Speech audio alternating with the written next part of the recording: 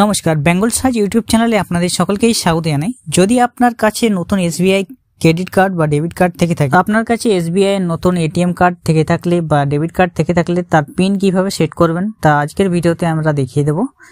নতুন pin generate করার জন্য state bank of India ATM হয়ে থাকলে আপনি সেই এটিএম এ কিভাবে নতুন পিন জেনারেট করবেন চলুন দেখিয়ে দিই। আর ভিডিওটি অবশ্যই ভালো লাগলে আমাদের চ্যানেলটিকে সাবস্ক্রাইব করে পাশে রাখা বেল নোটিফিকেশনটি অল প্রেস করে দেবেন। ফেসবুক থেকে দেখলে পেজটিকে অবশ্যই ফলো দিয়ে রাখবেন। নতুন এটিএম কার্ড পেয়েছেন, সেটা স্টেট ব্যাংক অফ ইন্ডিয়ার, তো তার জন্য আপনাকে স্টেট ব্যাংকের যে এটিএম বুথগুলি রয়েছে, এটিএম মেশিন, সেখানে আপনাকে যেতে হবে। যে কোনো এটিএম কার্ড আপনি কিনুন, যে কোনো এটিএম কার্ড আপনি নিন না কেন যে ব্যাংকের, সেই ব্যাংকের এটিএম এ আপনাকে যেতে হবে।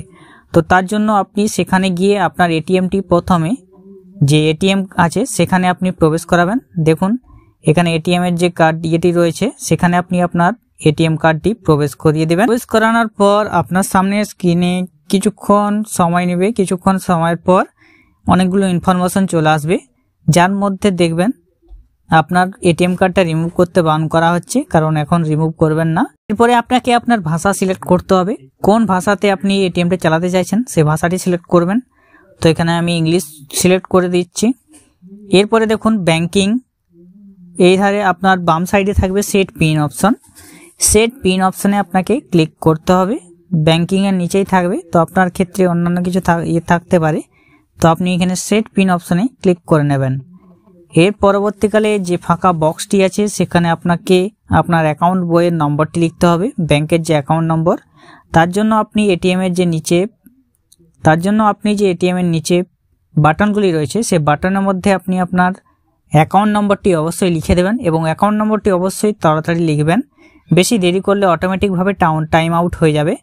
এবং আপনার যে নম্বরটি আছে অ্যাকাউন্ট বই, সে অ্যাকাউন্ট বইটি সঙ্গে রাখবেন। আপনার এই নম্বরটি লিখে দেওয়ার পর যদি আপনার নম্বরটি কারেক্ট হয়ে থাকে, ঠিক হয়ে থাকলে, তাহলে আপনি প্রেস ইফ কারেক্ট এবং প্রেস ইফ নট কারেক্ট, ভুল হয়ে থাকলে নিচেরটা প্রেস ইফ নট কারেক্ট, এবং যদি ঠিক হয়ে থাকে অ্যাকাউন্ট নম্বরটি তাহলে প্রেস ইফ কারেক্ট অপশনে আপনি ক্লিক করে দেবেন। পরবর্তীতে কিছুক্ষণ সময় নেবে, সময় নেওয়ার পর আপনার রেজিস্টার যে মোবাইল নম্বরটি আছে, যেটা আপনার ব্যাংক অ্যাকাউন্টের সঙ্গে লিঙ্ক আছে, সেই মোবাইল নম্বরে একটি ওটিপি যাবে। তো আপনি এখানে কন্টিনিউ অপশনে ক্লিক করবেন। যদি ওটিপি না গিয়ে থাকে তাহলে নিচে আছে রিসেন্ট ওটিপি, সেখানে ক্লিক করবেন। এরপরে 4 ডিজিটের যে ওটিপি আছে সেটা আপনি এখানে প্রেস করবেন। তো আপনার নিচে যে বাটন রয়েছে এটিএম এর, সেই বাটন টিপে আপনি ওটিপি বসিয়ে কন্টিনিউ অপশনে ক্লিক করবেন, ভুল হয়ে থাকলে ক্যান্সেল করবেন। Your transaction is being process. এরপরে এন্টার পিন, আপনাকে আপনার পিন সেট করতে হবে, যে এটিএম পিন পাসওয়ার্ড সেটা আপনাকে সিলেক্ট করতে হবে বা সেট করতে হবে। তার জন্য নিচে যে বাটন রয়েছে সেই বাটনে করে আপনি সেই পিনটা সেট করে দেবেন। এক্ষেত্রে সবাই একই রকম সেট করতে হবে, তো আপনি অবশ্যই পিনটি মনে রাখবেন এবং পিনটি আপনাকে দুবার করে আপনাকে জেনারেট করতে হবে। তারপরে আপনার এটিএম পিন জেনারেট হয়ে যাবে এবং আপনি ব্যালেন্সও চেক করে নিতে পারবেন ঠিক একইভাবে। এসবিআই এর যদি নতুন এটিএম কার্ড আপনার কাছে থেকে থাকে তাহলে আপনি সেই এটিএম এর পিন জেনারেট করতে পারবেন ঠিক এইভাবেই। আর অবশ্যই যারা জানেননি তাদের মধ্যে ভিডিওটি শেয়ার করে দেবেন।